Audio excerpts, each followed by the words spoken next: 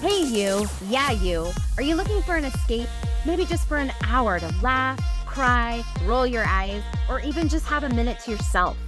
Or ever just want to embrace your feminine side, and what better way to do that than have the color pink riding shotgun, as pink isn't just a color, it's a state of mind. Thanks Audrey Hepburn for that quote. Then look no further. Introducing the new podcast, Truth and Pink. We're Sarah and Channa, 1979 Gen X, strong. But more Zennials, that forgotten little slice of Gen X with just enough millennial edge to know what TikTok is? But way too cool to care. Sheets. We need the truth babes opinion. Oh, sheets. Oh, shits. Shits? What? Sheets? Because you said the way you said it. Okay. So as everybody knows, that my husband is Jewish and likes to be super frugal. His favorite line to me is babe, super frugs. Super frugs. I need you to reel it in a little bit, okay? We don't need to buy everything we see. See, I don't need get mad at that. He says it in such a cute I don't need boxes arriving from Amazon and everything every day, okay? And I'm like, okay. The boxes there, right? Yeah, because the Amazon goes through his. Oh. So every time I buy something. First mistake. That's a rookie mistake there. First mistake. He gets emails for everything. I can't sneak anything. Okay. So, we have a sleep number bed and we've got this split top, right? So I can't just get regular sheets. I have to get the split top sheets, right? And I run hot. So we buy their sheets. We buy like the cool temperature sheets, which I believe they're like a sateen or something. It's not like satin. I think it's like a sateen or something. Very soft, very cooling. Yeah. But they're normally like $300 for our king or cow king. I don't remember what we have. Anyways.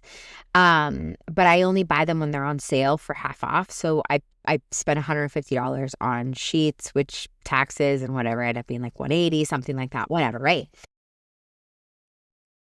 He's like, right after Christmas, we had to pay for all of the things. I think we've talked about it on here. We had to pay for Christmas. We had to pay for snowboarding. We had to pay for Alaska. We had all these things.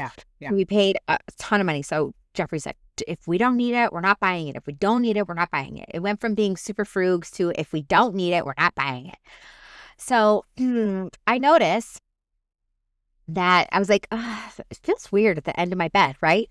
I pull back the sheets and the covers, and I notice that there's like a small, it's like pilling, and they're starting to like thin out. And I realized that my anklet is starting to cut into or wear into the thing. So I was like, shit. So I took off all my anklets, which I haven't done. I know, which I haven't done in years. Are they beaded or something? What? But they're the same ones I've been wearing. And so I don't understand why now all of a sudden, because again, we've had our bed now for almost 6 years. And this is the second pair of sheets that I've ripped a hole in for my anklets. So I don't know if it's newer anklets that I just I switched one anklet. I don't remember, or if the material's getting shitty or what it is. But I was trying to hide it from my husband, right? So I was fine. So then I'm Googling, okay, I went on to the chat GPT. Clankers. And I was like, I need soft, comfortable, inexpensive split top sheets. So I found some for $60. I was like, let's do it. So they come, I put them on. I hate them. They're so hot. I was like, for 2 nights, I was like, babe, I can't do this. So then what I did was I took the good sheet and I put it on top, and that kind of helped suffice for a little bit, right? But I still wasn't happy. So then I did some more research and found some that were a little bit more expensive that were Egyptian cotton.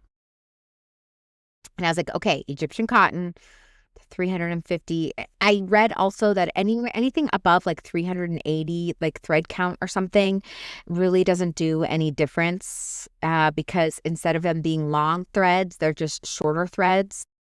So they can get away with saying it's a higher thread count, but they're shorter threads. So it's really a tighter weave.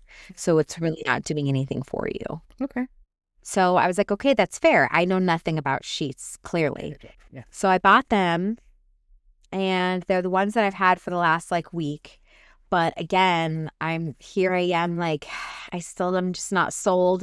So now do you want to know what I'm doing? You're buying the expensive sheets? So Jeffrey finally the other day, so because then I had like this rash that I was like, I don't think it's the sheets, but I went ahead and washed the sheets in like hot water and all of this, and I have natural, I do have natural detergent, so it wasn't that. So I wash everything.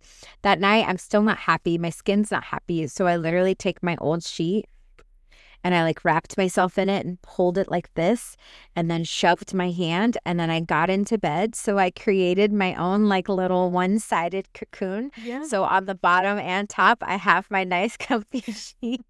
And Jeffrey goes, how is it that I have to suffer because you ripped a hole in the sheets? Because he wouldn't have known either way. If you wouldn't say anything, he wouldn't have known. Correct. So, anyways, he told me that next week I could buy good sheets. So the point is I've spent more than just what the original pair. No, I spent what the original pair would have been on 2 sheets that I was trying to make do. No, I mean, normalize knowing what the thread count means, because I do know. I've looked into like the grounding sheets, but I'm just not sold. I'm sure they are what they are, and maybe there's truth babes out there that use grounding sheets. I'd love to hear about it, but I'm just not the ones that with magnets. No, I think it has, some of them have silver in it, perchance. But there's supposed to be like a grounding mat, like we've talked about grounding before. Oh, yeah. So it's supposed to be like that, but you're sleeping on it. So it's supposed to like help your circulation and...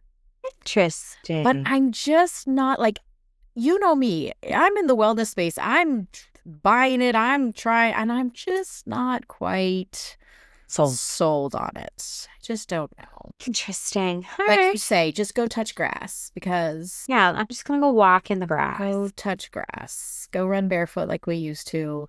But I don't, there's just not enough to say a pro or a con or like why I feel that way. I'm just not convinced. Yeah. Is it really expensive? Some are. And then you get the whole reviews of like, well, if you bought the cheap ones, that's why you're not getting the result that you want. Yeah. Then there's other ones that are like, they're so overpriced, nobody can use them. So ours are reasonably priced. I don't know. If this whole debacle with the sheets, but then also like the vacation thing, if it's taught me anything, it's read instructions and cancellation policies and return policies thoroughly and understand them. 2, travel protection. Definitely. And yeah, like return policies. I want to know.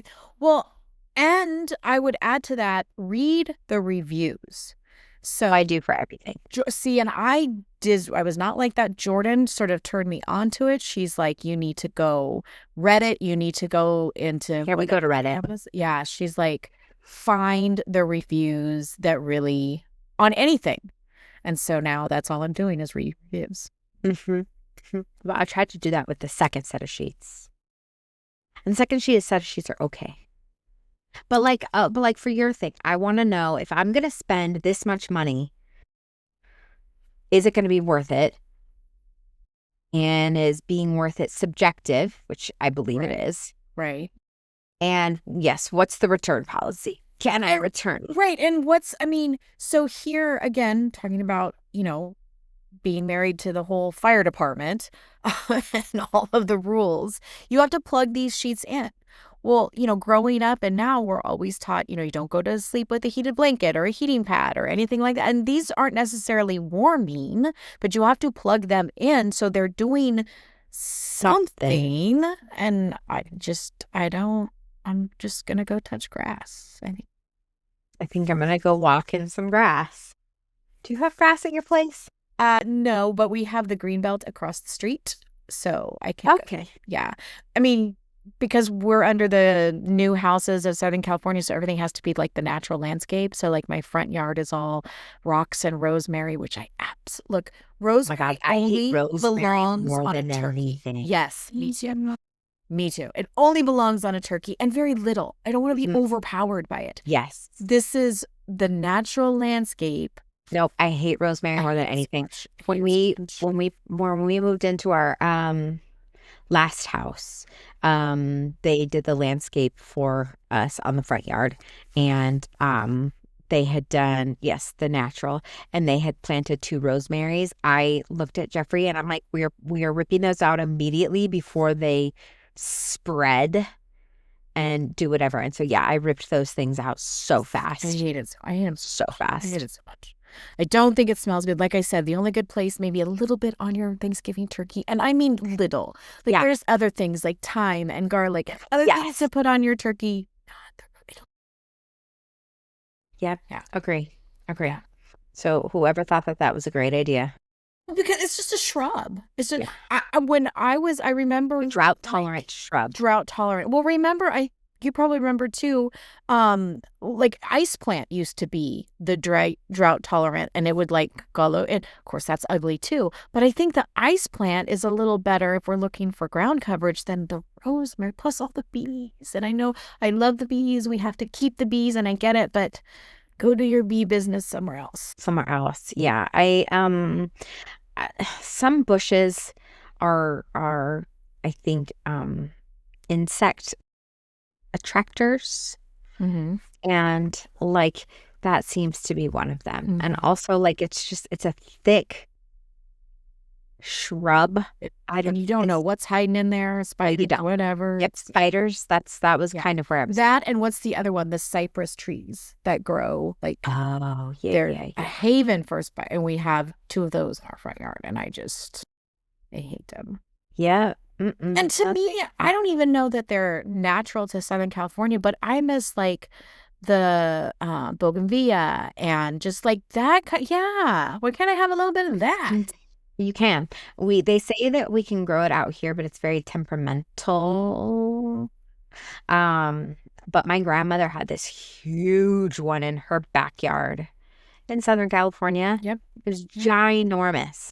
Well, when I think of things like growing, now it's always the bougainvillea, and like oleanders, and I realize oleanders are poisonous to horses, cats, whatever. I get it, but you see those wild growing on the freeways, like that's what I think of natural, but not rosemary. Yes, and eucalyptus is everywhere out here. Oh yeah. What about the pepper trees? Or are the pepper trees closer to the we have some pepper trees, and they're just obnoxious because they just shed all of everywhere. But I like the liquid ambers better. If I'm going to plant a tree, that's what I want to plant. Except they get the real big ball, like looks like a big prickly brown ball. I don't know what you call it, but they're prettier, and they change with the season. Ooh. I like that. Yeah. Weather, speaking of seasons, like our season's over. Winter is over. It's gone. Your spring's over too. Yeah, I think you said like you guys were going to be up in the 90s. We're going to be up in the 90s. I think it's going to be 80 today. And so my front Bradford pear is already blooming. I'm like, no, it's not yet. It's March. You're gonna have to bloom a second time here in another month or so. So but I gotta do the backyard now. I'm like, well, if it's gonna be warm, then I need to start watering. I need to do some landscaping. I need to So I'm a big proponent, obviously, of the natural stuff, right? If you can do that, like we spread the diatomaceous earth around for the insects. I do the homemade weed killer. So what people don't understand is just because it's homemade doesn't necessarily mean it's cheaper. In fact, it's probably more expensive. The 30% concentrated vinegar is like $20 a gallon. Like, it's not cheap. But I sprayed some yesterday, all dead today, all gone. I just have to go out there and like clean up the dead stuff. And yes, so it's a gallon of the 30% vinegar. It's a cup of table salt, and it's a tablespoon of Dawn dish soap. And you throw it in your little sprayer. It's amazing. But Love that. It's not necessarily cheaper, but I'm not supporting Monsanto, so. I know. I need to like get those like spiky shoes. Yeah. Aerate. Like aerate my grass. Yeah. I need to do that this year and like overseed, kind of reseed in some places. See, and you're lucky to have grass. We're not allowed to have grass. Technically they don't want us to have it, but I have such a small area in the back. Like, you're like, come at me, bro. Exactly. Come at. Yeah, which I have sprinkler issues. I went to turn it on for the first time the other day and it wouldn't turn off. I was like, why isn't it turning off? This is our life. So I can't stress enough. If you guys are bored listening to us, then you're not living life, because this is shit that is happening all the time. The bane of my existence are sprinklers and drip. Really? Freaking drip. I've never had a problem up until this. And so then I again, ChatGPT'd it. What the fuck is wrong? Stop with the clanker. Stop. Why is it not turning off? I don't understand. Okay. The thing, we've talked about this. The thing with the clankers is it's taking up water. You can't support it. You can't support it.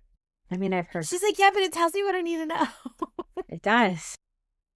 It does. I looked up the manual first. I have the manual.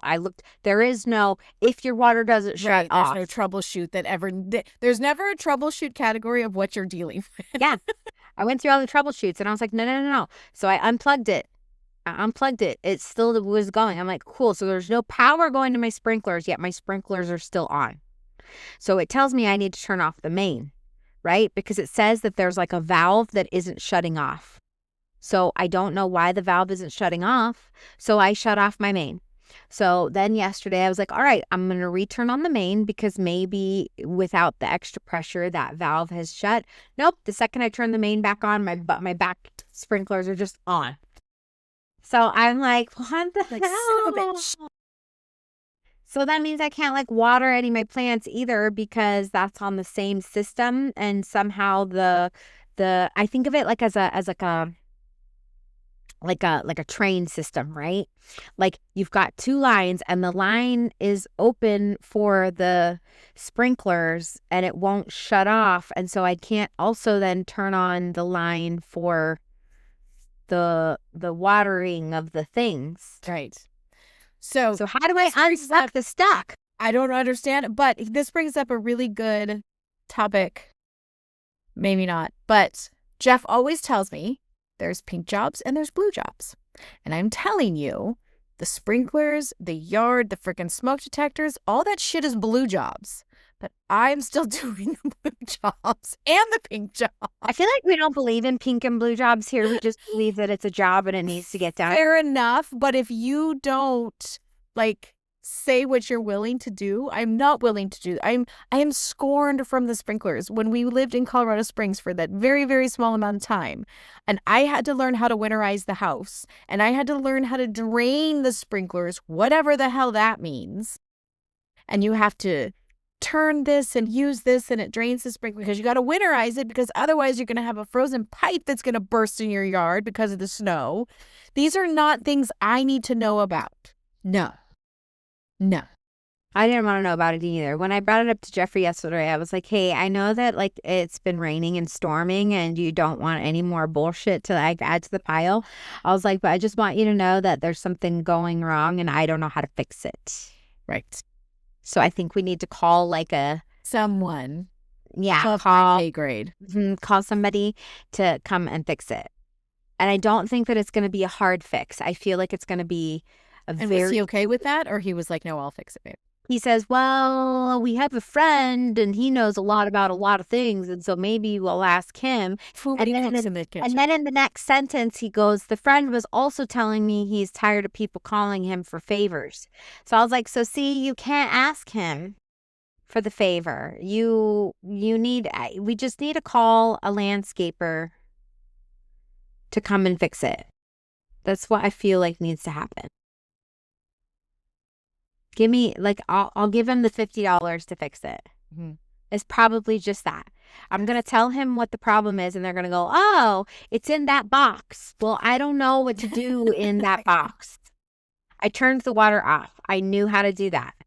And I am all for learning new things, and I am definitely not a helpless woman. I'm able and capable to do all these things. There's just certain things I don't want to do. Well, I was going to say, I'm at the point in my life now where I'm okay with separating the jobs because I don't want to do that shit, nor do I want to know how to do it. I'm good. I'm very secure in what I've learned so far. I'm very secure in my independence and what I can do, and I don't have the space in my brain. That's me. I don't want to do trash ever. Me too. I don't want to do trash. Ever. Don't make me do it. Ever. Jeffrey laughs because he says that he thinks he took a picture of me once a couple of years ago of bringing the trash can in because he's like, I don't think I've ever seen you touch the trash can. I don't. Like, you asshole. Because you're right. I don't want to touch the trash can. I don't want to touch I want you to do the trash. I don't want to do it. No, for the longest time, it was my oldest. Jordan would do it, and now I've got Zach doing it. I do not. The kids do it. Yep. It's a good job for you. Mm-hmm. I'm not doing it. I don't want to do it. I'm doing it. I'll do it if I have to. I know how to do it. Yeah. I know how to do it. I just don't want to do it. I don't want to do it. Yeah. I am done. I am past that. We were talking about maturity our last episode. I am past that point of like the chip on my shoulder or having to prove who I am or having to show the world I can do everything. I'm good. I know how to do it. And I know I know how to do it. I don't want to do it. I don't want to do it. And I don't have to prove myself anymore. I don't have to show you. Nope. So that's my maturity for the day. That sounds so mature. So mature. And all my other things, what's that thing our parents always told us when we were younger? You have to do it with a happy heart. Okay, all the things that I want to do, I'm doing with a happy heart. Yeah. I'll do the dishes with a happy heart. I'll cook with a happy heart. I'll clean the bathroom with a happy heart. I'm not doing the damn trash. Well, you're a bigger person than me because I don't do any of those things. I cook with a happy heart. I don't do any of the cleaning with a happy heart. Are you a sloppy cook or a OCD cook? Oh, no, I'm a sloppy cook. Jeffrey says that my meals, as good as they are, he's like, but they also are like, Mom, can you make beef bourguignon for me? Mm-hmm. And I'm like, yeah, but that requires like 3.5 hours of my day, and it requires every dish and measuring cup that we own. And so yes, and I don't like to clean as we go. So like I just make a mess, and so they'll be like, whoever has dishes. So I call Jeff my sous chef. I'm like, you're my sous chef, but what you really are is you're my clean up after me. Because I just need you to clean all my dishes. So yes, I am a OCD. I clean as I go. I have to have the counters. I do it like 100 times. Jeff is a sloppy cook, and then it's like all over the kitchen and the stove and in the sink and like everywhere. And I'm like, holy shit, why didn't I just cook? My family doesn't say, holy shit, why didn't I cook? Because then they get the fruits of my labor. But yes. I use every dish. Yeah. Well, so in that, Jeff will tell you, I use every fork, spoon, and knife that we have as I'm cooking, like every single one. Because I don't want to cross-contaminate the food. Like, I'll even be the one who's like sipping on it. Nope, that's not good enough yet. And I'm gonna look, it's just me and my family. Like, if I'm sick, I'm not gonna do it. And if I'm doing it for other people, I'm not gonna like re-stick it in there. But if it's my family, my germs are your germs. And your germs are my germs. No, I get it. That's funny. And on that note, We will leave you to ponder all of our wisdom as we are seeking the truth and wearing the pink. And we will catch you later. See you soon.